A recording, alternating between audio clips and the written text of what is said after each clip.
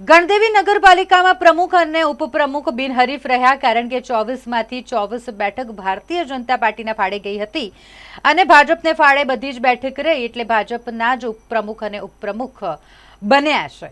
અહીં વાત કરીએ તો પ્રથમ અઢી વર્ષ માટે પ્રમુખ તરીકે અનિતાબેન ભંડારી બિનહરીફ જાહેર થયા છે, જ્યારે ઉપપ્રમુખ તરીકે રાજુભાઈ પટેલ બિનહરીફ થયા છે।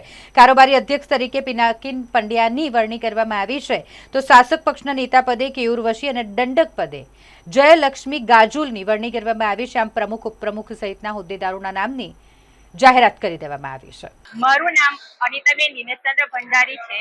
હું વોર્ડ નંબર 5 માંથી બિનહરીફ તરીકે ચૂંટાઈને આવી છું। હવે મારે ગણદેવીનો વિકાસ કરવો છે અને એ વિકાસને આગળ પ્રગતિ કરવી છે। ગણદેવીને અમારે સ્માર્ટ સિટી બનાવવી છે અને એના માટે અમે આગળ પ્રયત્ન કરતા રહીશું। લોકોની સમસ્યા છે એ અમે એમના ઘરે જઈને અમે એમની સાથે વાતો કરીશું અને એમની જે સમસ્યા હશે તેનું અમે નિરાકરણ કરીશું।